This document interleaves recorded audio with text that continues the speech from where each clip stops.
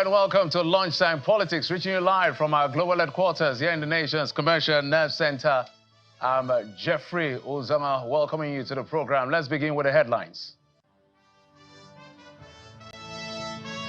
President Bola Tinubu writes the National Assembly transmits the new national minimum wage bill to the lawmakers for consideration and passage.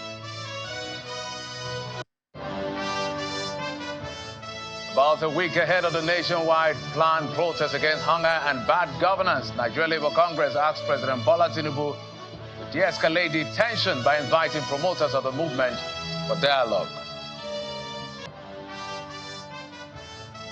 And Governor Uba Sani of Kaduna State, the leadership of the Arewa Consultative Forum, appealed to their people not to join in the planned nationwide protest against bad governance.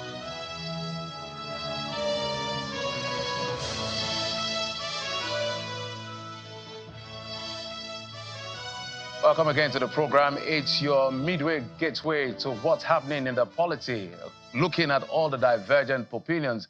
But let's begin with the latest development in the polity, as President Bola Tinubu has just written to the National Assembly transmitting a new national minimum wage bill to the lawmakers for consideration and passage. Last week, Thursday, the Minister of Information and Orientation, Mohammed Idris, disclosed that the federal government and the leadership of the organized labor had agreed on a 70,000 naira minimum wage for Nigerian workers. The minister said the agreement was reached at a meeting between the president and the leaders of the Nigeria Labour Congress and the Trade Union Congress.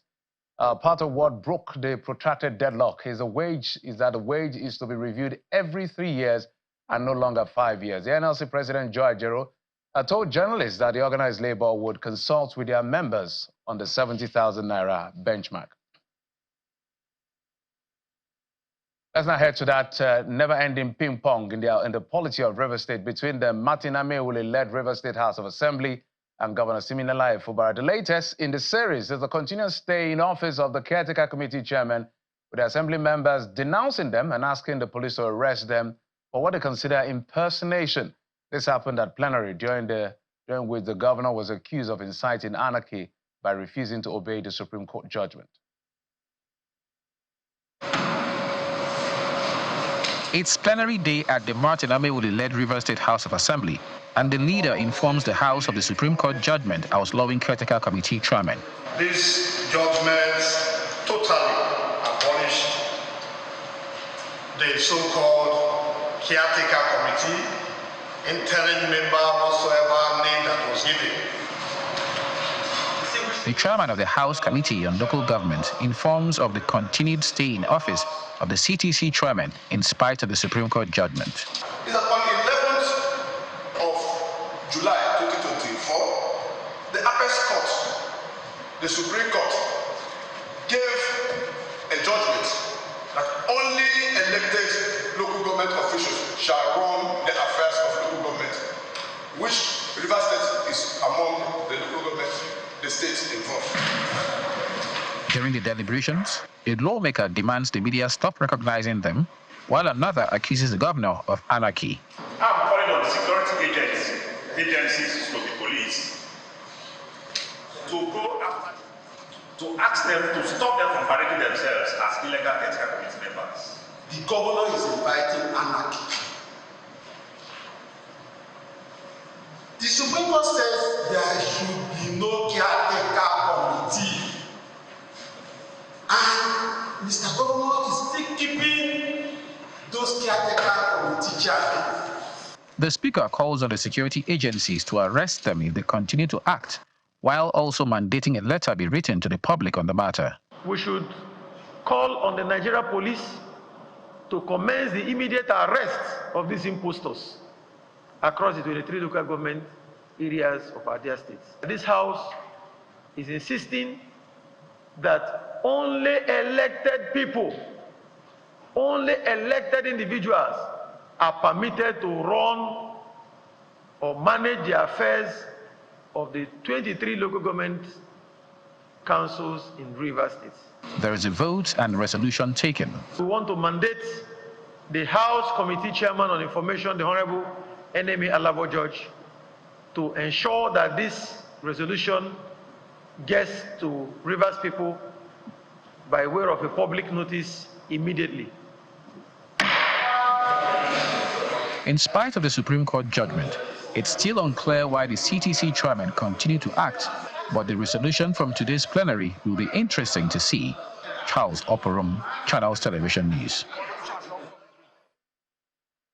A lot still happening in Rivers State, but let's move away from that and tell you that the leadership of the Arewa Consultative Forum has distanced itself from the planned nationwide protest over the present economic hardship in the country, describing the planned protest as ill-timed, not purpose-driven, and will be counterproductive if allowed to hold. The national chairman of the forum, Maman Usman, who made the statement after a courtesy visit to Governor Uba Sani of Kaduna State, says the ACF has taken a consensus decision on the nationwide protest, which he believes is not for the good interests of the North and the country. On his part, the governor of the state, Uba Sani, asked the citizens of the state not to partake in the protest against the government.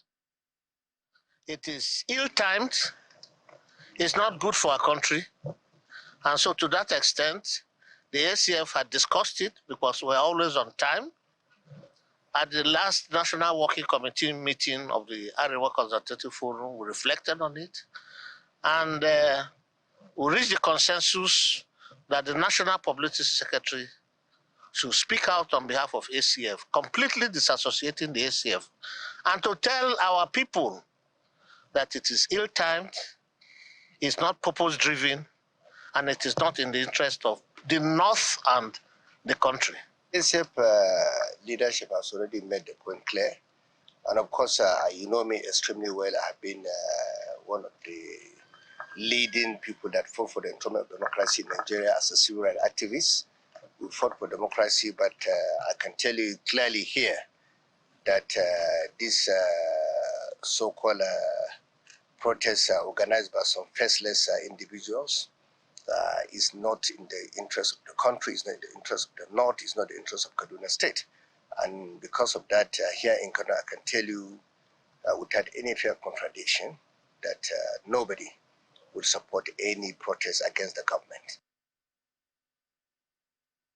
Well, we're not done with the issue of this protest. The Nigeria Labour Congress is asking the President, Bola Tinubu, to invite the leadership of the planned protest movement for discussion over their grievances. A statement signed by the NLC President, Mr. Joe Ajero, says Nigerians have reasons to be angry, especially with the country's economic situation.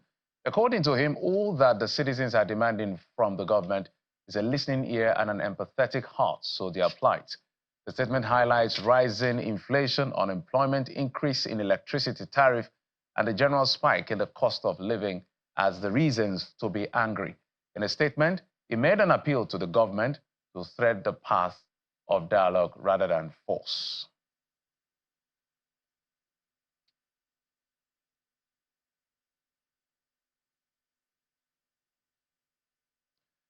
Well, that is going to be the crux of our conversation. We're being joined on the program by a lawyer, government policy analyst, a friend of the president, and an independent, as he refers to himself. Mr. Daniel Bwala joins us from Abuja studio. Mr. Bwala, good to see you again. Thank you for coming on the program. Thank you, Godfrey. Good afternoon. Thank you for having me. So my first natural question is, why is the government, or why does the government appear to be worried about citizens expressing themselves? The government is not worried about citizens. The government is concerned about the interests and the welfare of citizens. The government is also interested in the well-being of not just the citizens who are planning to protest, but the citizens whose rights and properties might likely be destroyed in the course of the protest. The government is concerned about the Nigerian people and how that engagement is the best way to go about demonstrating your thoughts, your wishes, and not just through violence. The government is also wondering why people are thinking about going to protest when, in fact, the president has, in the last few weeks, been literally implementing some of the grievances, desires, and wishes of the Nigerian people. And I can tell you that in 1 second. Number one, part of the reason why the people have been agitating is that the interests of the Nigerian workers are not taken care of, and that there is a problem of transportation in the system. They talk about hunger in the land. All of these elements that people have talked about, the president has already begun a policy and implementation strategy to address that. The president has ordered the release of truckloads of food to all the states of the Federation to deal with hunger, at least for a start. And this is part of the beginning of the many more things to be done in the area of hunger and how to deal with it. With respect to the Nigerian workers, the president has had and has agreed with the Nigerian Labour Congress on the national minimum wage, which the Labour Congress are happy about it. If you have seen the footage, they were even singing Bosa to the president. With respect to the transportation, the president had already begun the implementation of the CNG buses, and we're seeing them in different parts of the country rearing their head, and very soon, in the coming days, we are going to see the manifestation of those. With respect to the cost of education in our country because of inflation, the president has approved the grant of the student loan, which we have seen the commencement of the loan. The portals are open for the Nigerian people to access. This is how government engage with citizens. And this is how citizens must continue to table their needs and expect the government to intervene.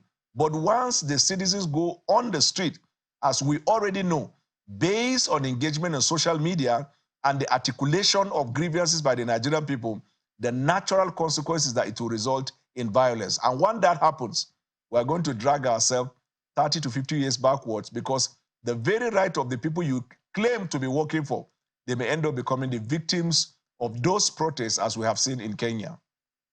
Mr. Bwala, some people will say that this particular government, I'm not talking about the Tinubu government, I'm talking about the APC government, was midwife with freedom of expression.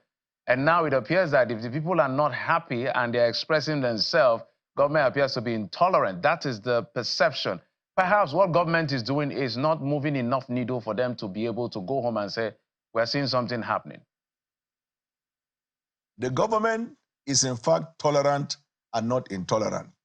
The reason I'm saying that is because if you have been observing the coverage of news both in social media and in the mainstream, you have seen expression of hate speech, you have seen the declaration of war against the state, you have seen the call for arms, you have also seen the call for a desire to destroy the asset and infrastructure of government.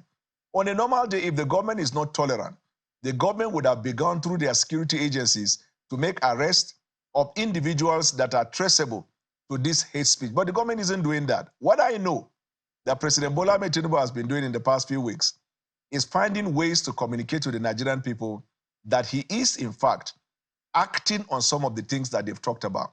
Those ones that require further explanation, the president has already begun the expression of the explanation to the Nigerian people to understand. And the message that the president is passing is that everything you're going through, I am acutely aware, I'm not in denial. And that the reform we have commenced, nowhere in the world reform happens overnight. It takes time. During this period of the gestation period of the reform, there are inconveniences. A lot of people are going to have difficulties, which is why the interventions are being released to take care of that. He has even committed to helping the private sector meet up with the national minimum wage. So how can, given the various responses of the president and the government, somebody will see somewhere and say the government is intolerant?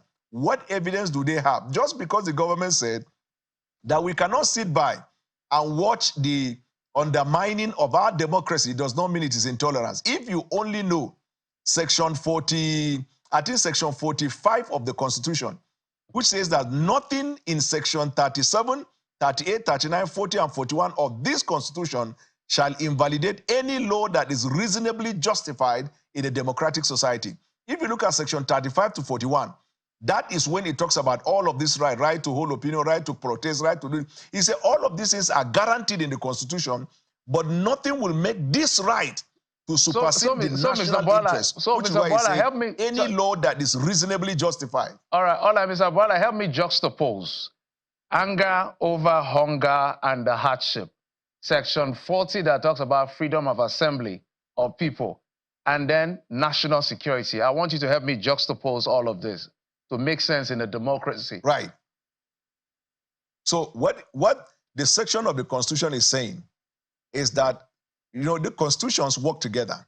That all of these rights that are guaranteed in the Constitution, such as the protest, the hunger, whatever you talk about, that the Constitution respects it. But there are instances where the exercise of those rights might go beyond the red line. It's saying that nothing in these sections will proceed, will preclude or will prohibit the reasonability of any other law. So this any other law that the Constitution is talking about. I'll give you an example. Like during COVID, there was a declaration of emergency which tend to abridge the rights of individuals to movement, to so many things, because that law was reasonably justified in a democratic society. Then there are times that state can ban the protest if the state has enough intelligence to suggest that violence is imminent, or there are elements that want to undermine the state. Now, the Constitution says that any declaration that will abridge those rights can be justified given the circumstances. That is why the preceding verses, it says, if you feel that those rights have been violated, you have a right to go to court. The court now will use affidavit evidence to know whether what the government has done, abridging the right of the individuals, is justified or not. All right, Mr. Bola, I want to have your take on a couple of things, but staying on this particular one, because some commentators will say every time the people want to rise to protest, there seems to be a concern about people's security. I want you to take a look at what the NLC president said, and maybe you speak to it. If my people can give me that slide. That's what he said. It is, therefore, condescending and dismissive to describe the daily brutish ordeal that Nigerians are going through as a sponsored political dissent. Even if it is so, it is still within the confines of the citizens' right to protest on political grounds, just that the current unease in the country does not need political motivation to spark or splurge. Mr. Bola? Yeah, so what he has said, it is not new. And secondly, the body he represents, that is their character. If he says anything other than this, he might be seen to have compromised. But it is the same man who is talking now that was with the president and was shouting Bosa because they agreed. So in other words, everybody represents the interest and speak for the interest that he represents. But that is not a conclusive proof that what he's saying is right. And I tell you this right straight up. You see, we in Africa, we are acutely aware of how foreign interests take advantage of the plight of Africa, which to a large extent is even influenced by the foreign interest, and they use that to stir up protests that will lead in violence, that will lead in a clamping out of the state, all in a bid to unseat government, all in a bid to undermine those democracies. And that is why I said, and I told somebody in London, that these countries that advocate for this, what is their attitude towards protests in their country? After January 6th, what is the attitude of the United States to any protest that intelligence gather and show that it might lead to violence? Now, take a look at this Nigerian. It starts with conversation. We want to go to the street. We're angry, we're hungry, and the rest. If you aggregate the conversation, because that is what intelligence platform will do primarily, to aggregate and arrive at what is the talking point and what is the motivation for the protest, you will know that this protest, there is no way under heaven that this protest will not lead to violence, destruction of infrastructure. But look at the danger. If you destroy the infrastructure of the state that is working towards making life better for you, Americans or anywhere in the world, are they going to come and automatically solve your problem? Look at Kenya as an example. Are you suggesting by any chance? Let me land on this one. Permit me to, let me land on this one. Okay. Two, in the course of protest, those people who suffer hunger, the immediate thing that comes to their mind is the looting of shops, the looting of stores, and these shops and stores are owned by the same people struggling like them. So while you're protesting against government, you destroy the right and the interests of your fellow citizen. Thirdly, you ground the state. And fourthly, at the end of the day, it leads to the loss of life. Is it worth it? That is the question they have to look at. And that's why in our own case, in my own case, I am only appealing. Nobody is threatening.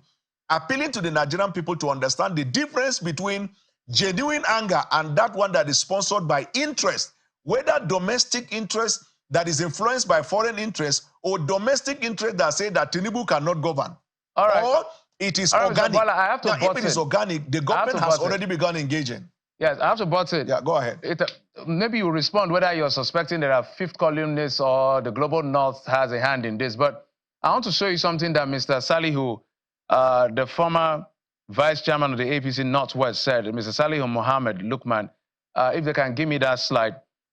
This played out when Ndume was suspended. No, sorry, my apologies. When Ndume was demoted from being the chief whip of the Senate, given what he said in an interview. He said, so long as APC, its leadership, and Ashiwaju's government have taken the self-destructive path, which is equivalent to a declaration of working end their tenure in 2027. Patriotic Nigerians must help them to ensure their defeat in 2027. Well, he's talking about the election, but is this a reflection of the sentiment of people, in your view? Right. So, like in my own case, I give probative value to people that by their very character and history, they are known as advocates and activists. Let's say, take for example, if Yele Sowore is talking, I know Yele Sowore is not talking because he needed something and he didn't get. It is his character to be a comrade. So all I do is have a constructive engagement with him, and we have the back and forth of the ideas of mine. When politicians are the ones pushing this thing, the question you have to ask them, at what time did they wake up from sleep? At the time they needed something and they were denied. And so they now feed off of the sufferings of the people, which has always been the strategy of politicians. Always be moved by genuine concern of an ordinary citizen than agitation by a politician. 90% of the agitation by politicians is motivated by a reaction because their needs are not met. Period. That's why Lukman, I respect his right to express his opinion. I don't give value to what he's saying. Ndume, I respect the right of what he's saying. Having come from my constituency, I don't see any value in what he's saying because he does not represent what he's accusing the government at his senatorial district level. So, and you can bring any other politician that talk, I won't take them serious. But when I see young Nigerians who have genuine concern, who by character I know them to be activists, I have respect for them, I engage with them because these people are not doing it for primordial sentiment or they become the what we call the dog whistlers for some interest group somewhere. I know that it is a genuine expression of intent or expression of dissent that they have. In rounding off, maybe my last question on this one. One of the problems people have is that there appears to be not sufficient clarity with this government as to where we are going, besides the touting of the idea of there's a better future, there's a light at the end of the tunnel, keep hope alive. Is there clarity from where you're seated, sincerely speaking? So this is my point, and very straight like a bullet. The president, as an individual, has a clear understanding of what he wants to achieve for Nigeria. He has outlined that in his manifesto. He keeps modifying it as he keeps going. But Section 5 expands the powers of the president beyond himself to the vice president, ministers, and agency heads. In other words, the president now carries out his mandate through people. Now, however good a president is, if the hands, the mouth, and the legs that are supposed to represent him are ineffective, it comes back on him. Now, the non-performance of ministers and heads of agencies is the reason why people think as if there is no direction in government. There is a clear direction as where President Bola Ahmed Tinubu is going. But the good news for Nigerians is that Mr. Bola, without anybody prompting the president himself, told the Nigerian people, I will not tolerate a minister that is not performing. He set up the KPI, he commenced the process. Recently, there was assessment, and the report has been submitted. In the coming days, he will act on it. Until after that time, you have to give President Bola Ahmed Tinubu the benefit of the doubt to regroup and reorganize a team that will give clarity that you're talking about to the mandate that he has to achieve for the it's already 1 year plus down the line. By next year, by this time next year, we're going to be talking about 2027. So it really doesn't have so much time. So maybe it's time to start. 4 years. Yeah, so but he has 4 years. Maybe it doesn't have, I'm talking about, the electioneering campaigns, and the policy will be heated up with all kinds of politics, and governance will take a nosedive. We've seen it over and over again. So maybe it's time to sack some ministers. Perhaps that's what you're saying. Mr. Daniel Bwala, lawyer, government policy analyst, and friend of President Bola Tinubu, I must add, and an independent. Thank you so much for coming on the program. Thank you, as always. Thank you. And away from that, let's move on now to tell you that the President of the Senate, Godswill Akpabio, has raised concern, alarm over the persistent economic sabotage which has undermined investor confidence in the petroleum sector, declaring that the Senate must identify and hold those accountable for the criminal act. The senator made the declaration during an inauguration of the Senate Ad Hoc Committee to investigate alleged sabotage in the sector. The petroleum sector, which has faced oil theft and sabotage over the years, is at the heart of concerns here as lawmakers converge on the National Assembly, led by the President of the Senate, Senator Godswill Akpabio.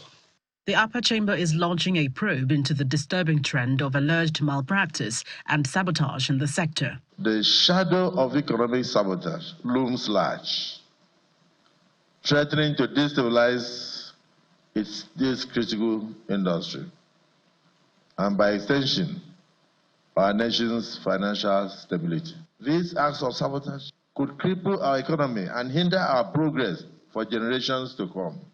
It did not start in the administration of President Asiwaju Bola Ahmed Tinubu, but it has led us to where we are today. Inaugurating the ad hoc committee, the Senate President reels out charges and the Riot Act.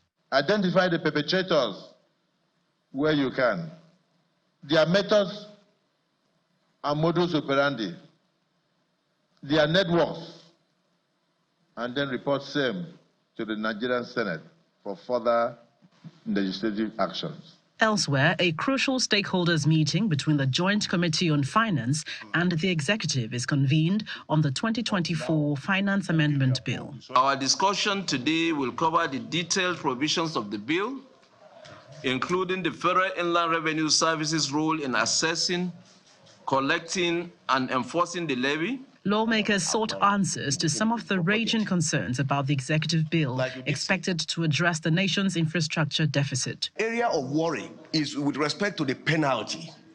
We need to be very explicit on the issue of penalty. The finance minister explains that the monies to be taken from the banks should not be considered as tax, but levies to reshuffle wealth. It is a levy on the 2024 realized gains from foreign exchange within the banking system. It's going to be a share of the amount that was realized. Whether we end up with 50-50, 60-40, we are here in an interactive session which in a democratic setting is an important part of coming out with a final figure. All manufacturing entities in Nigeria, they declare total of 1.7 trillion losses just as a result of Forex. And anywhere in the world, you as a government, your duty is to redistribute the wealth in order to sustain the progress and prosperity of a nation. Although all parties were invited, the CBN and bank representatives were conspicuously absent from the crucial meeting. They asked to appear before the committee on Tuesday, July 22, 2024. From the National Assembly, Gloria Umezuke, Channels Television News. And just before we go, let's tell you that the President has also forwarded the Police Act Amendment Bill. The bill seeks to amend the tenure and appointment of the Inspector General of Police. It's going to be an interesting one when we see the very content and whatever modification there is to that bill. We must thank you so much for your time. And of course, your usual company, I'm Jeffrey Ozongo. You've been served on Lunchtime Politics.